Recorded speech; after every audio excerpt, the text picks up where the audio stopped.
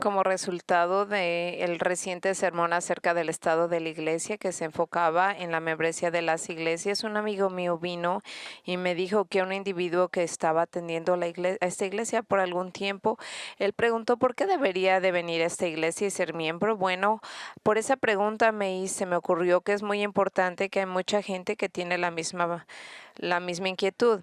Ellos vienen a Lakeside y me imagino que tienen sentimientos positivos acerca de la iglesia, de otro modo no estarían aquí, pero necesitan un poco de ayuda, dirección en decidir si ellos deberían de ser parte de los miembros de la iglesia o no. Usted ve, la pregunta no es posiblemente si ellos deben de ser miembros de la iglesia. Digamos que usted puede ser persuadido por los mensajes si esto es realmente bíblico, el ser un miembro de una iglesia. La pregunta es, ¿deberían de ser miembros de esta iglesia, la iglesia de Lakeside? Así que dentro de eso se me ocurrió que este fin de semana y el próximo voy a enfocarme en esta pregunta: ¿cómo elegir la iglesia correcta? Este es un asunto muy importante porque nuestra comunidad, donde hay tantas iglesias de las cuales puede uno elegir, le tomaría años visitar tantas las iglesias para tomar esa decisión. Para entender cuál es la iglesia correcta para usted.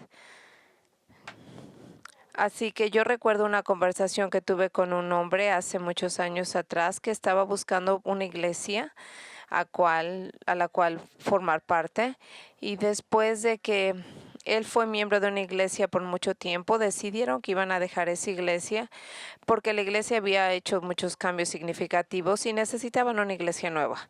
Entre más discutí con este hombre el tipo de iglesia que él estaba buscando, fue aparente para mí que la iglesia de la iglesia tenía muy poco que ver con los principios del Nuevo Testamento, porque el criterio del que él estaba usando para determinar qué tipo de iglesia quería él, era algo que tenía que ver con su iglesia antigua, si era significativo o no.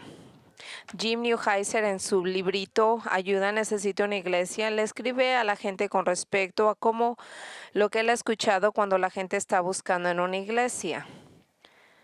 Y él puso: mucha gente está buscando por amor en todos los lugares equivocados. Una de las razones principales por lo cual los cristianos fracasan en encontrar la gran bendición de una iglesia y de Dios y las bendiciones a su gente es porque por medio de la iglesia es basada en sus prioridades, no las bíblicas. Y fue como nos damos cuenta de lo que es importante para ellos, no a la iglesia. Y es cuando yo les pregunto por qué eligieron su iglesia principal. Las respuestas: ¿por qué elegiste una iglesia? Ellos dicen: yo quiero una iglesia donde tenga una música buena, ya sea tradicional o contemporánea. Yo quiero una iglesia con muchos programas para mis hijos que los disfruten. Y hay unas iglesias que no tienen estos programas. Yo quiero ir a una iglesia donde tengo muchos amigos, o quiero una iglesia donde puedo hacer nuevas amistades. Quiero un pastor que parece ser divertido, que sea a lo mejor muy profundo o no tanto. Yo quiero una iglesia que sea muy bonita, que me haga sentir en casa, o quiero ir a una iglesia que es muy pequeña, muy grande. Quiero ir a una iglesia donde la gente sea de mi misma edad, de mi mismo grupo étnico, o si no, algo diferente. Quiero ir a una iglesia ya sea casual o ya sea muy formal. Alguna gente quiere ir a una iglesia si tienen los mismos puntos de vista políticas, y alguna gente dice: quiero ir con mucha gente donde es soltera como yo para encontrarme un esposo o esposa. Y estas son las características que la mayoría de la gente enlista para decidir qué tipo de iglesia quiere ir. Y esto es lo que dice Jim Newheiser, y concluye con algo muy importante. Mientras cualquiera de estos factores tienen alguna importancia secundaria en cómo elegir una iglesia, nada de ellos tiene una importancia bíblica. La Escritura no nos dice cómo es la música, el tamaño de la iglesia, la formalidad de la iglesia como algo importante. La Biblia dice que la instrucción de los niños es principal es la responsabilidad de los padres. Los programas para los niños simplemente son un suplemento. Y nos dice que los niños posiblemente están más atraídos por algo divertido y comida, no tanto por profundidad de la enseñanza. Ahora, la triste realidad es de que muchos cristianos vienen aquí con un punto de vista muy similar. Si le preguntara a usted qué es lo importante para ellos al elegir una iglesia, sin que ellos lo piensen mucho o consideren lo que tiene que decir la Biblia, lo que enseña y lo que es ser una iglesia saludable. Así que esto pensé que era importante que pudiéramos entender lo que son las marcas de una iglesia saludable. Yo quiero que nosotros estemos al tanto de lo que la Escritura enseña acerca de una iglesia local y la función, las prioridades y qué debe de caracterizar una iglesia que está siguiendo y enseñando de acuerdo al Nuevo Testamento. Ahora, empezando el día de hoy y la próxima semana, voy a darle a usted una lista bíblica de lo que usted debe de buscar al elegir una iglesia, si quiere encontrar una iglesia. Para que usted entienda que en Lakeside, mientras nosotros estamos muy lejos de ser perfectos en practicar todos estos principios, estas son las verdades y los estándares que nosotros debemos de buscar cada vez para lograrlos. Y ahora con esto dicho, yo quiero empezar con el primer punto de lo que es una iglesia. Busque usted una iglesia donde la Biblia es la autoridad final en todos y cada uno de los asuntos. Ahora, al elegir qué tipo de iglesia, usted puede determinar que no debe de haber nada más importante, más fundamental en una iglesia local que esto, que es su punto de vista en la Escritura. El tener una iglesia que tiene el entendimiento correcto de la Escritura. Y cuando yo le digo esto, no estoy simplemente hablando de que ellos creen que la Biblia es la palabra de Dios. Usted ve, yo le diría que usted no puede, nunca consideraría ir a una iglesia donde no creen que la Biblia esté escrita por Dios. Pero yo le voy a decir que cuando usted ve a la gente,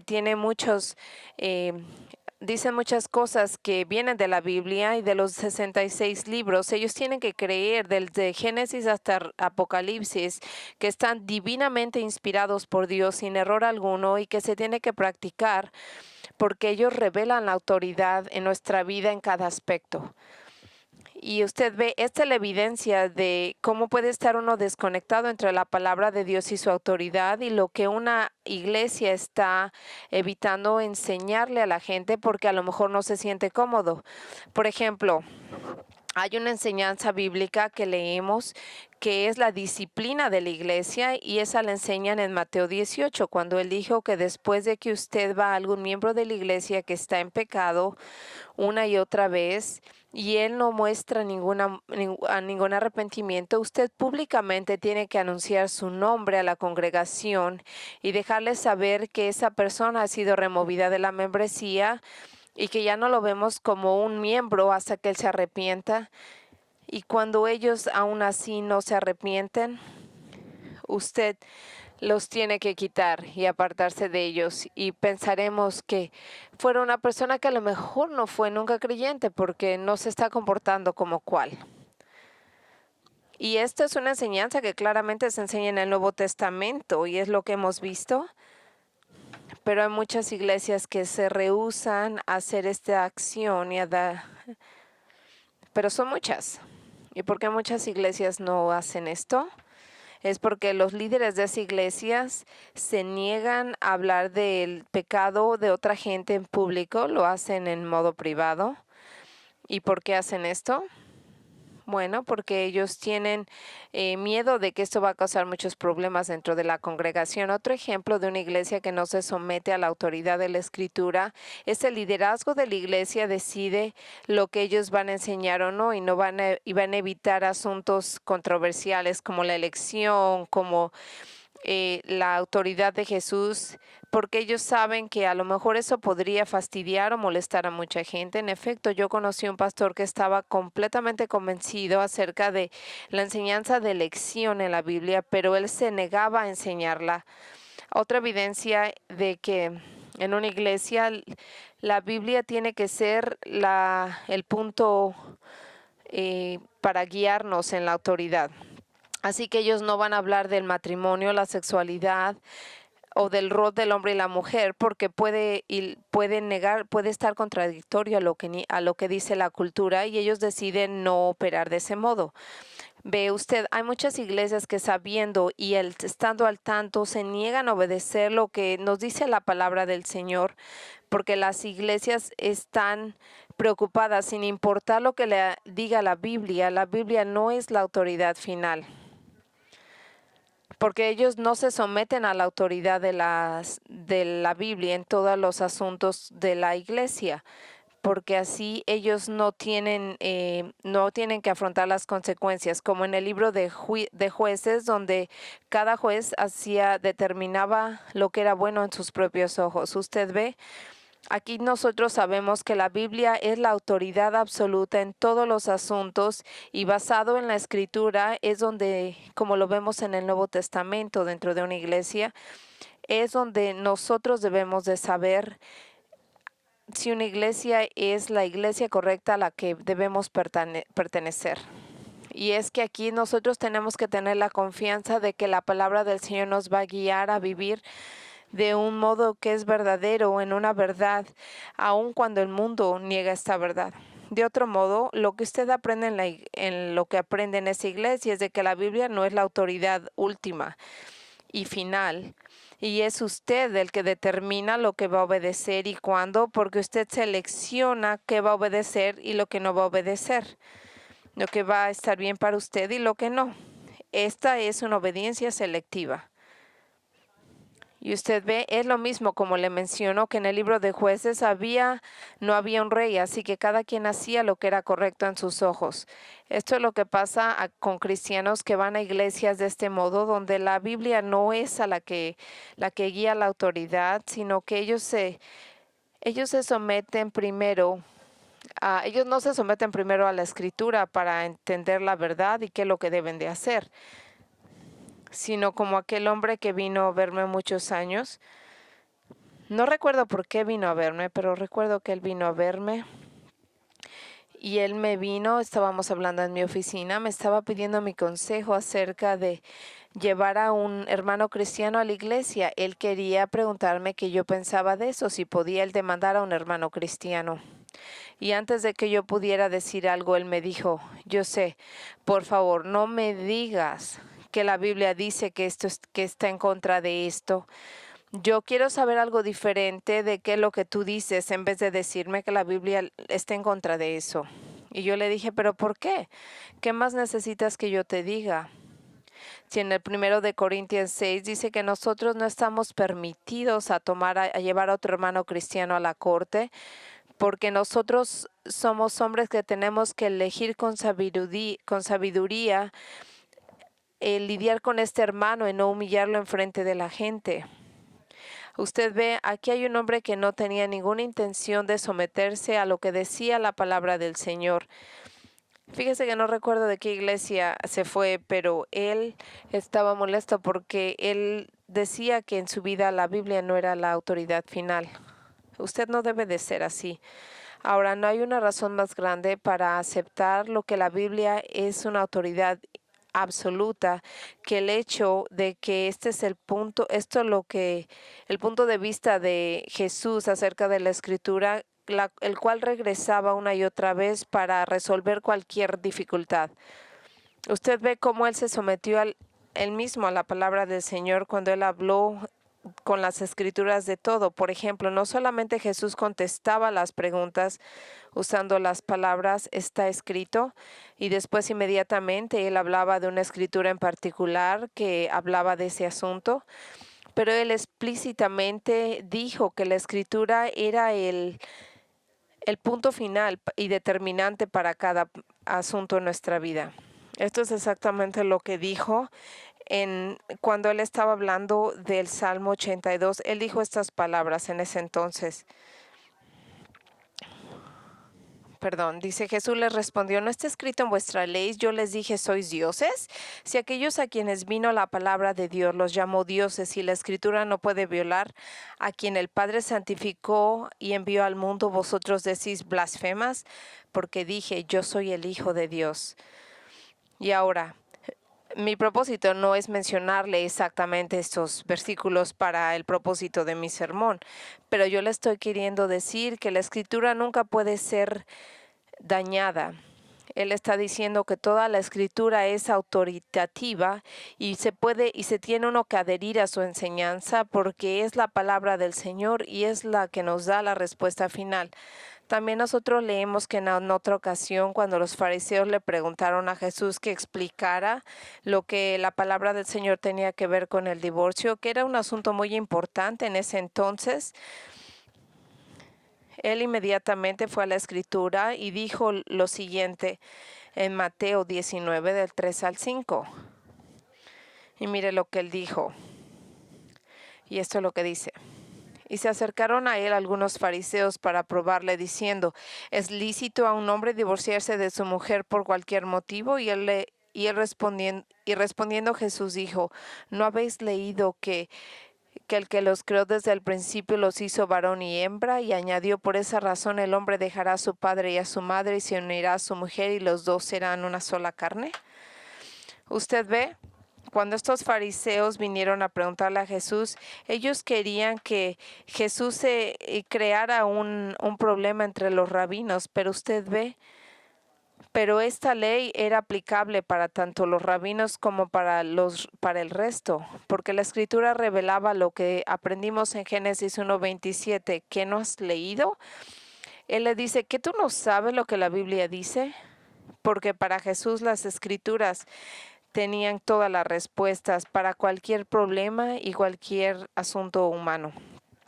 Usted ve el único tipo de iglesia al que usted puede reunirse o unirse es una iglesia en la cual la Biblia tiene todas las respuestas y la Biblia tiene la última palabra, sin importar de las consecuencias.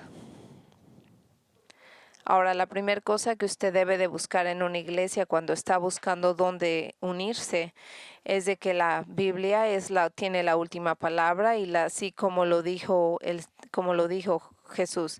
El segundo punto que usted debe de buscar cuando está buscando una iglesia es de que esta Biblia está enseñada en un modo verso por verso. Cuando yo hablo de exposición, quiere decir que le explica el significado original del texto en la escritura.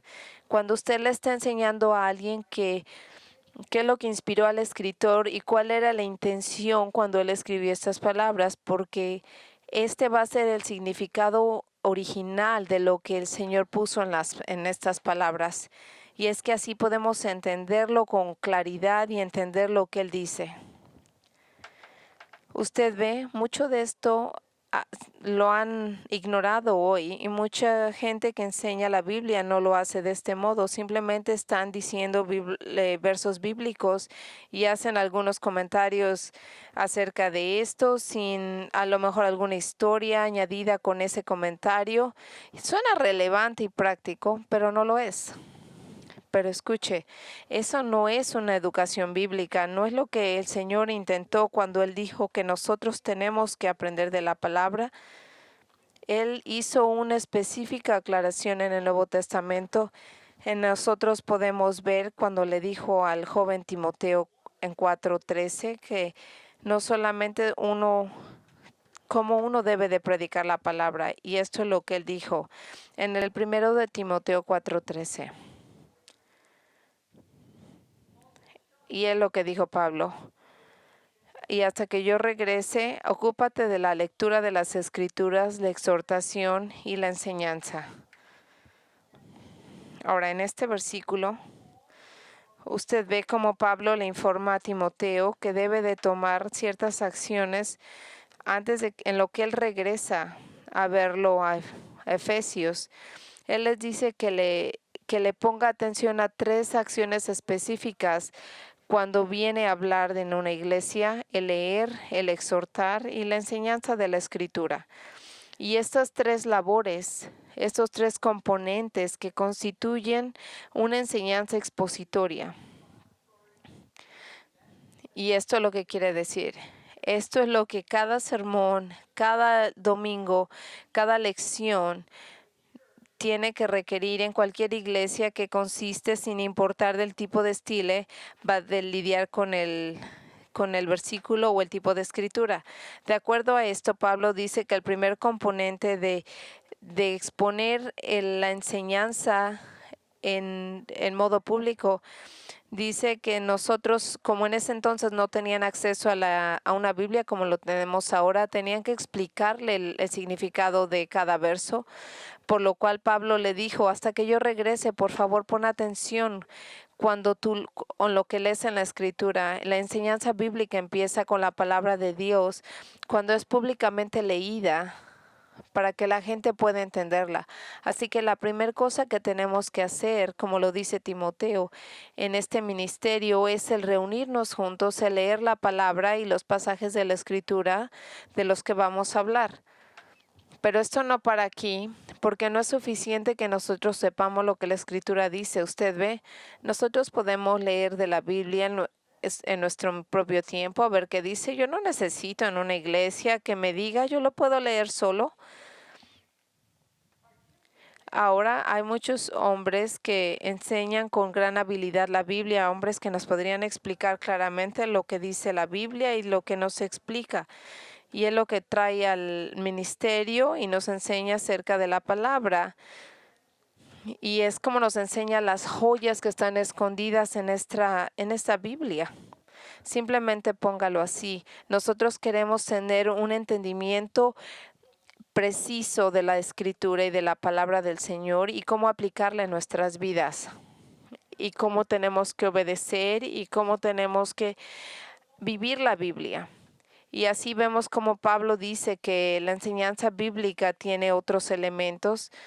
Yo quiero que usted vea estos dos elementos, la exhortación y la enseñanza. Pero primero que nada, en la enseñanza nosotros vamos a ver que usted no puede exhortar a alguien si no primero les enseña para que ellos puedan entender de lo que está usted hablando y cómo aplicarlo.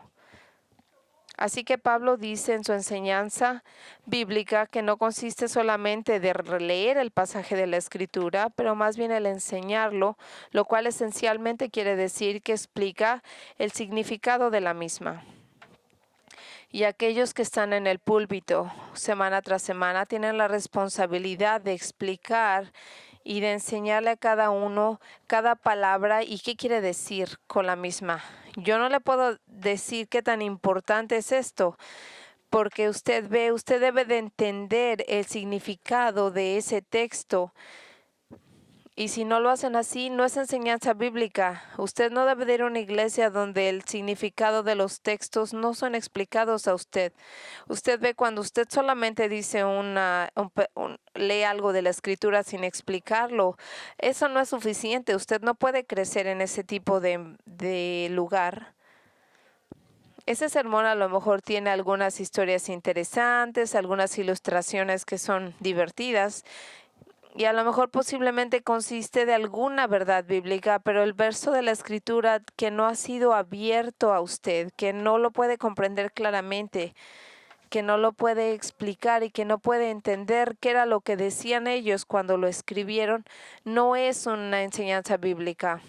Y es por eso por lo que es importante que nosotros les expliquemos, como lo hacemos aquí en Lakeside, que es una enseñanza expositoria, lo cual quiere decir que nosotros explicamos el significado de cada verso. Y es por eso que el pastor Mark Dever escribió hace muchos años: cuando uno enseña de un modo exposicional y uno predica de ese modo este sermón, es que agarra un pasaje de la escritura y lo explica. Cuando uno explica en modo expositorio, es que esa enseñanza explica del sermón de un pasaje de un modo muy específico. Y esto toma mucho trabajo, pero no es súper complicado. Esto es por lo que hace muchos años, cuando yo vine aquí, yo me encontré con gran aprecio por John MacArthur. Yo recuerdo que yo quiero decirle que me dieron un cassette de él. Michelle estaba viajando por algún tiempo, así que yo tuve momento de escuchar de lo que hablaba John MacArthur. Y empecé a oírlo y me sentí yo completamente enamorado de su enseñanza. Y le digo por qué, porque él abría el significado y explicaba de cada uno de esos textos el significado del mismo. Y yo me quedaba, wow, eso es lo que querían decir con eso. Eso es una enseñanza bíblica. Es un momento en el que usted dice, wow, lo entiendo. Y es cuando nosotros venimos a entender la enseñanza de la Biblia, a entenderla completamente y puede uno completamente obedecerlo. Y este es uno de los elementos de la enseñanza expositoria, como lo leemos en este texto, que dice, hasta que yo regrese, pon atención a la enseñanza pública de la Escritura con la exhortación y la enseñanza. Ahora, ¿qué es la exhortación? Esta es una gran palabra. Bueno, la exhortación es una palabra en la cual dice que usted va a venir al lado de alguien y para ayudarlo. Y del modo que Pablo está usando esto es en el contexto de que la enseñanza bíblica viene uno a la gente y les enseña a aplicar esta enseñanza en sus propias vidas. En otras palabras, la enseñanza expositoria no solamente explica el significado de la palabra, pero también le dice a la gente y la ayuda a obedecer la palabra. Este es el modo que nosotros vemos cómo uno puede entender que está obedeciendo. Nosotros vemos en Romanos 12:1 que dice aquí, por favor les pido a ustedes, hermanos, que por la piedad de Dios se presenten ustedes como un sacrificio vivo, aceptable al Señor, lo cual es en el sentido de lo cual se usa para su alabanza. Después de haber tomado 11 capítulos para explicar la piedad de Dios y nuestra salvación, Pablo viene aquí y exhorta a la gente a que haga algo en respuesta a la piedad del Señor y cómo se debe uno presentar como un sacrificio vivo. Eso es la exhortación. Esto es lo que dice, esta es la verdad y esto es lo que uno debe de hacer con respecto a esto. También uno ve en Efesios 4:1, dice, yo pues soy prisionero y os ruego que viváis de una manera digna la vocación por la cual ha sido llamado. Y le digo que usted camine de un modo que sea agradable para el Señor. Así que en estos 3 capítulos, Pablo nos está explicando de lo que es ser llamado en Cristo y en sus riquezas y cómo Dios nos ha dado Cristo para exhortarnos para algo así como una luz en nuestro llamado, para vivir y hacer algo de acuerdo a lo que Él nos ha llamado a hacer. Vivir de un modo que es agradable para el Señor, eso es exhortación. Y esto siempre sigue después de una enseñanza clara en el cual tiene gran contenido bíblico para poder entender de lo que nos están hablando. No le decimos haz esto y el otro, nosotros les damos una razón bíblica de cómo hacerlo. Esto es lo que dice la Escritura y esto es lo que nosotros hacemos al respecto. Ahora, esto es lo que es una enseñanza expositoria, de que leemos el texto, explicamos el texto, exhortamos a la gente a obedecer el texto. Aunque yo he visto en mi observación sobre esto a través de los años, es que es bastante raro que dentro de las iglesias que enseñan la Biblia y los pastores que creen la Biblia, aunque es muy triste, es muy cierto que mucha gente no siempre enseña la Biblia. Usted ve, cuando usted habla de una enseñanza verso con verso, mucha gente empieza a adaptar el significado de un modo que es relevante para la cultura, para que la gente no se siente incómoda y empiezan a cambiar un poquito la fuerza de la palabra para no afectar a la gente, no incomodarla, no hacerla sentir mal.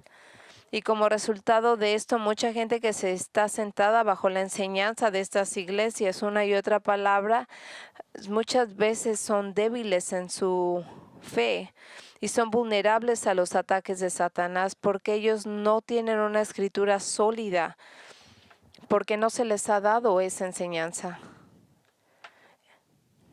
Ahora, si usted está buscando una iglesia a la cual unirse, entonces vengamos a la iglesia donde la Biblia es enseñada de un modo claro, como le dijo Pablo a Timoteo, en el cual puede ser predicada leemos la palabra, la explican y exhortan a la gente cómo obedecerla.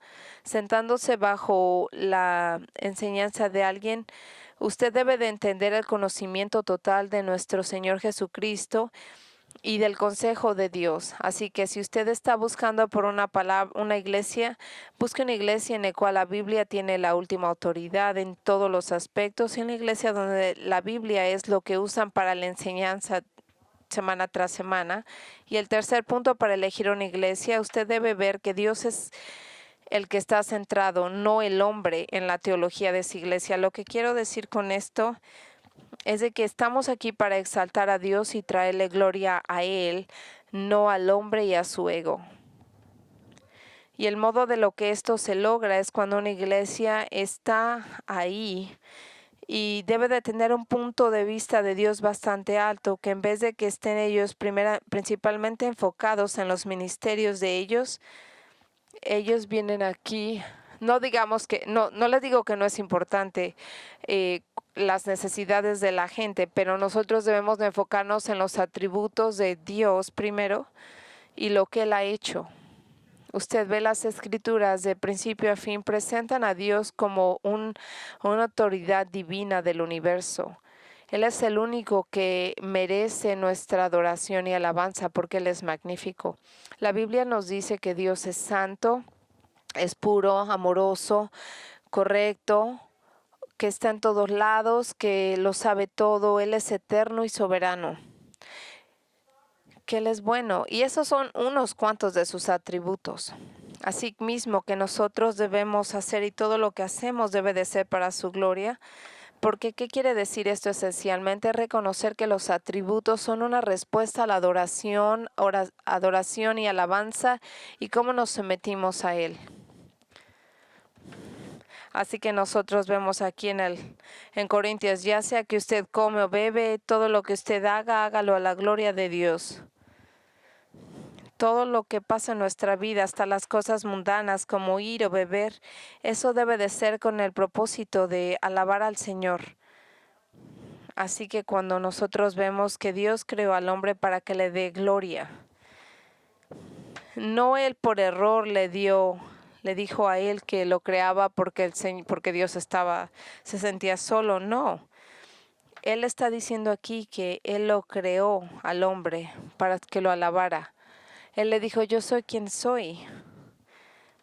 Y Él nos creó para que nosotros podamos necesitarlo. No, para nada. La Escritura nos dice que Dios creó al hombre para darle honor y gloria y para que Él recibiera el crédito y el agradecimiento por todos los beneficios.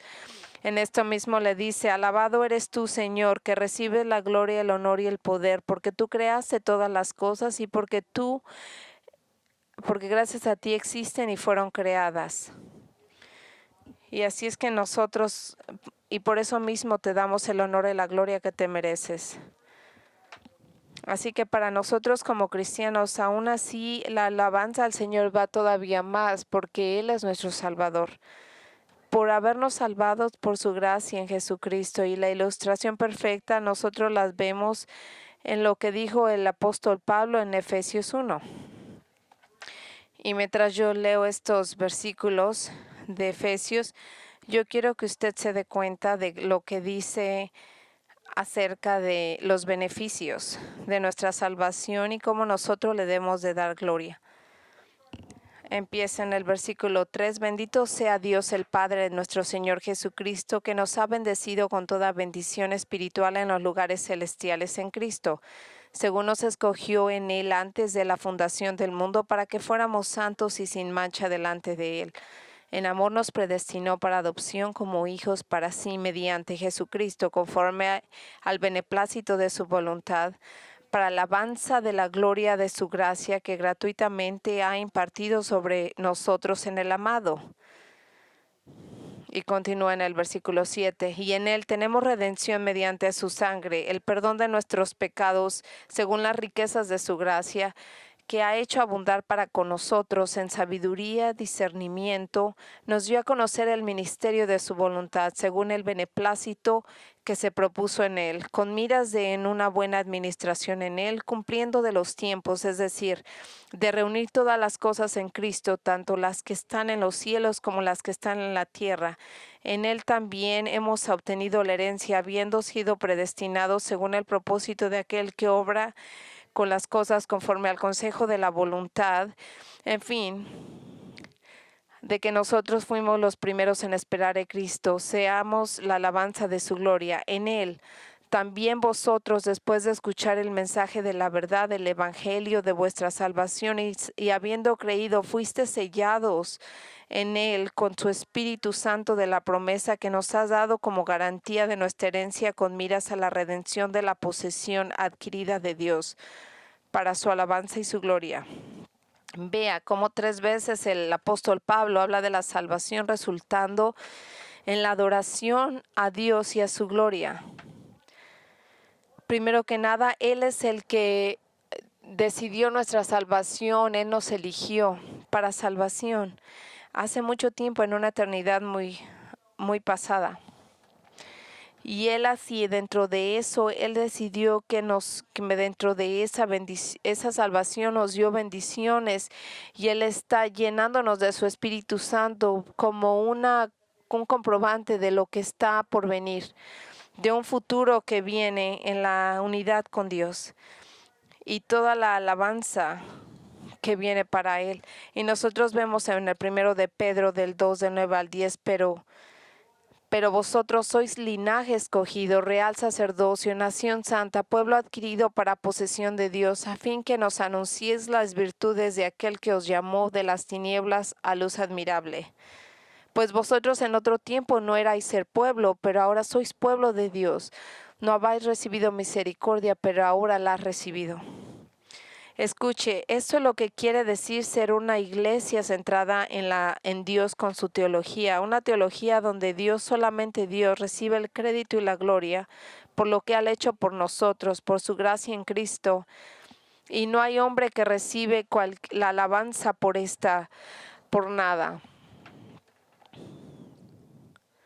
Escuchen, una de las claves más importantes para saber que estamos en una iglesia que está enfocada en Cristo es porque nosotros sabemos de la soberanía de Dios y creemos que Dios está en control total y que Él tiene la última palabra en todas las cosas, y nosotros no enfocamos, y si alguien no ve a Dios como la autoridad final, entonces tiene usted que pensarlo. Yo recientemente vi un libro en el cual el escritor de un modo increíble explica lo que quiere decir la soberanía del Señor.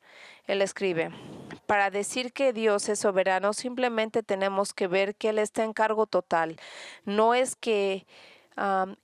solamente que Él es la autoridad más poderosa en el universo, pero más bien que Él tiene todo el poder, la autoridad, lo que quiere decir que Él trabaja todas las cosas de acuerdo a su voluntad. Y de este modo nosotros vemos que nada es contrario a su voluntad, como Job lo puso en su libro, y ahora sabemos que Él puede hacer todas las cosas para su propósito y nada puede ser cambiado. Y este es el primer paso que toma. Tome usted el entendimiento de la soberanía de Dios y increméntelo. El segundo paso, vuelva a repetirlo. En la palabra del Señor, en el universo de Dios, todo lo que pasa, no hay ninguna partícula, no hay ningún individuo que personalmente, íntimamente, directamente, incompletamente, en cualquier momento de su vida, no esté bajo la soberanía de Dios. Escuche, si usted encuentra una iglesia que cree todo eso acerca de Dios, entonces encontró una iglesia donde Dios está exaltado y el hombre está visto en el lugar que se merece, como el recipiente de la gracia del Señor. Es una iglesia donde Dios es la teología central. Y la cuarta cosa que tenemos que ver cuando elegimos una iglesia en Cristo es que la iglesia está definida por el Evangelio de Cristo.